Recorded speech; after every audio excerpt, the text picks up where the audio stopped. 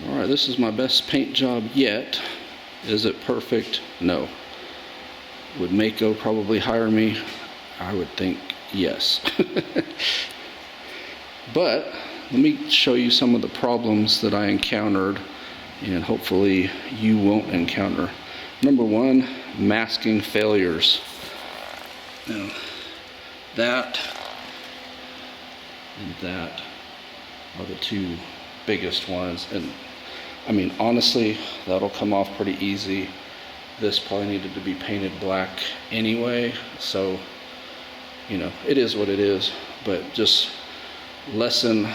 main lesson to learn on this one, I masked with the plastic sheet coming down and under the hood, and it wasn't real secure in the engine bay, and so I guess over time it crept up and allowed the paint to get on there, and of course I didn't see it when I was painting.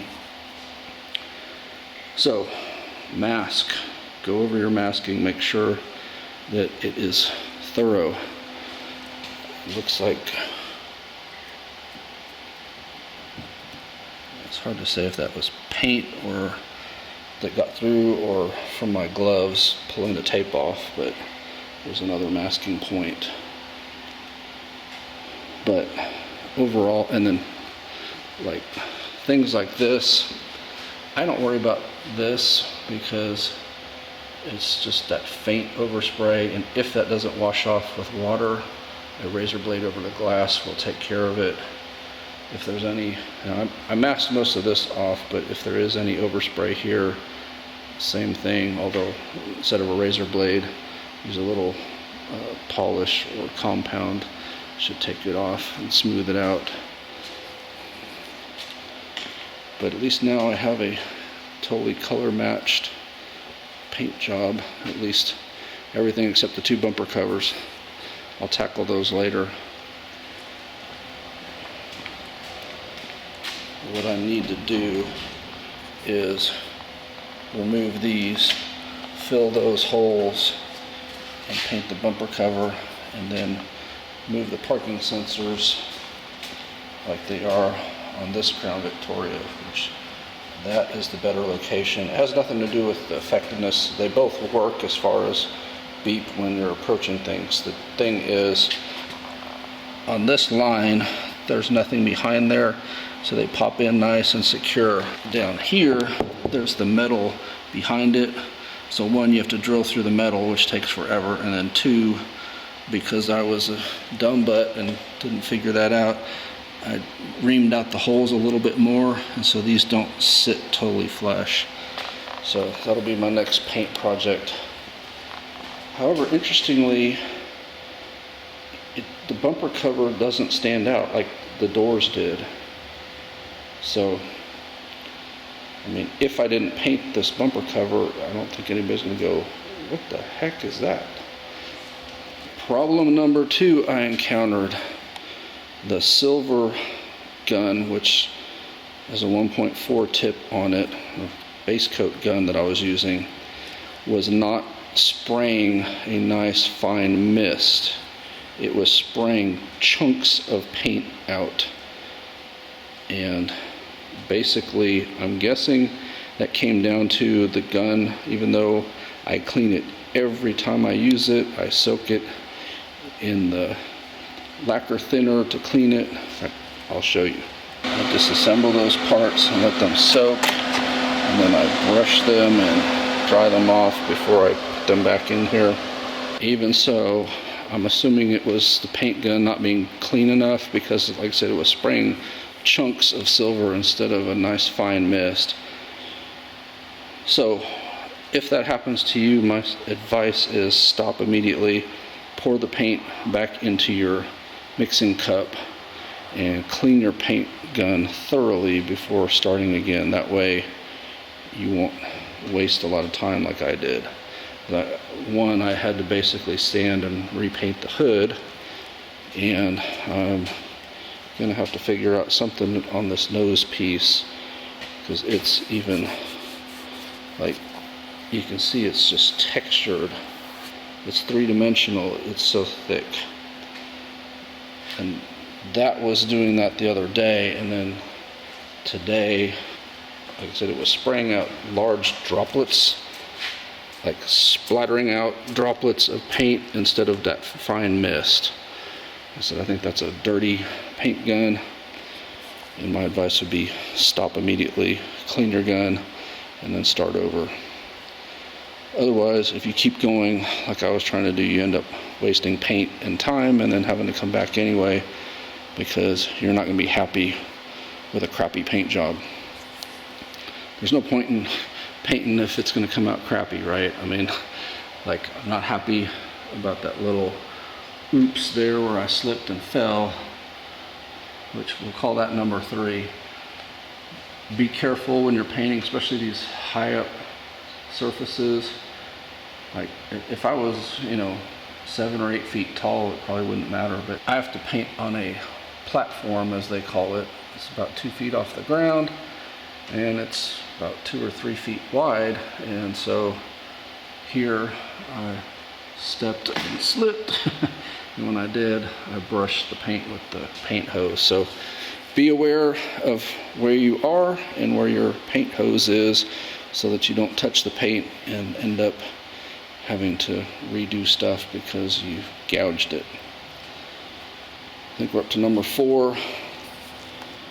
The downside to painting section by section and then, each day doing a new section is you're having to tape on fresh paint, and you see it looks like it peeled back just a hair of it there. So if you can stand it, it's a lot of work, but in some ways it probably is easier to do the whole car at once rather than section by section like I tried. I mean, the advantage to section by section is I kind of have a feel for how much paint to use. When I'm using this mixing cup, 3, 4, or 5 is typically the numbers I use, depending on the sections. The bigger sections 4 or 5 obviously, and 3 for the smaller sections. But if you're trying to paint the whole car at once, you're probably going to have to refill your paint gun at least once or twice while painting. So you're going to be spraying along and run out of paint, go fill up, and then have to pick up where you left off. Not the end of the world, but it does make it a little bit more difficult than where I did section by section, where I spray, and I typically still had paint in the paint gun. A couple times I did run out. I may show that in the video. I mean, unfortunately, if you run out, you need to make a quick decision. Do you want to go refill your paint gun and keep going, or do you want to call it quits and start basically where you were and try to get a new fill later? I think we're up to number 5 is remove trim pieces whenever you can, because masking them is never ever going to be perfect. I mean, I did an amazing job masking around these things. Absolutely amazing. But there's still going to be little gouges and imperfections when you peel the tape off, or maybe your tape fails. Like, it looks like I got a little failure right there. It looks like a little peel or gouge right there. I mean, I don't think you can mask this perfectly and not run across these problems. I mean, I was careful. I was using a plastic razor to try to tuck it in behind and things like that. And of course, when you peel the tape off, you want to do it preferably while the paint is still a little bit wet and kind of peel away from the edge. But even so, like I said, I did a fantastic job of masking for the most part, but you're never going to get perfect like here, where I remove the trim piece and can paint right up and not worry about it, because the trim is going to go back down basically in line with that edge there. But The downside is like removing those door handles, is drilling out rivets, and apparently removing this part of the trim is also drilling out rivets for some reason. And then the mirrors, their own problems of getting from the inside and unbolting and everything. Number 6 is not a mistake I've made, because thankfully somebody told me long ago, but some of you may not know this. Do not paint parking sensors. You cannot paint them with regular car paint. They have a very special paint that goes on them. So you have to mask those off or remove them, whatever, so that you don't paint those. And don't forget to mask inside of here, because the paint will get in those gaps if you don't, which I did mask it. Thankfully, I thought of that in advance. You see, like even there where I masked, still got some spray on there for some reason. Number 7, shoot for being as good as Ryan on Counts Customs, and know that you're not that good, and be happy with the results that you get. If you at least do a Mako quality paint job, and I'm not trying to bash on Mako, I'm just using that as an example, because I'll be honest, we've had as high as $10,000 paint jobs from the quote-unquote best places in town. We've had a couple $6,000 paint jobs, again from those same sort of places, and I've had Mako work, and I'll be honest, Mako was better than those other paint jobs. I mean, I'm just shocked the places that charge so much money do such crappy work. I mean, it's like they just don't care. But anyway, you know, be realistic with what your talents are. Watch these YouTube videos, Paint Society, Mario's paint class, and hopefully even some of mine are starting to get useful.